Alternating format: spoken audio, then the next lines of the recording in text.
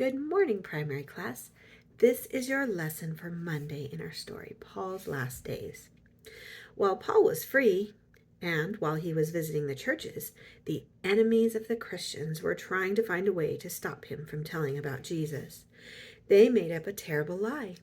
They said that Paul was really the one to blame for the awful fire that had burned up nearly half of Rome.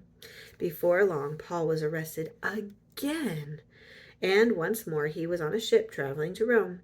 A few of Paul's friends went with him on the ship, and many others wanted to go.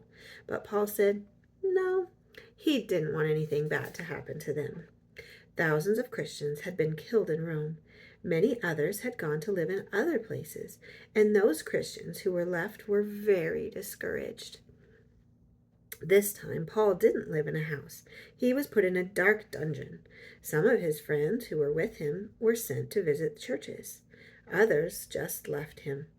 Only Luke stayed with him. 2 Timothy 4, verse 11 says, "Only Luke is with me. Take Mark and bring him with thee, for he is profitable to me for the ministry." But one other faithful Christian had the courage to find out where Paul was. And that brave man did everything he could to help him to be as comfortable as possible. 2 Timothy 1, verse 16 and 17.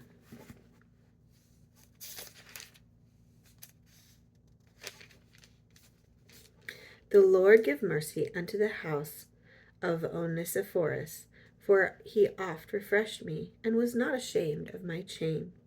For he was in Rome. When he was in Rome, he sought me out very diligently and found me."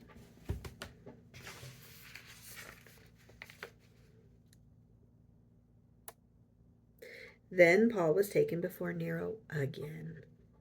This time they were in a huge hall with many people. There were rich people and poor people. There were very ignorant people and wise people. There were proud people and humble people. And none of those people knew Jesus. Think about this. As Paul stood before Nero, was he thinking about himself or about all of those people?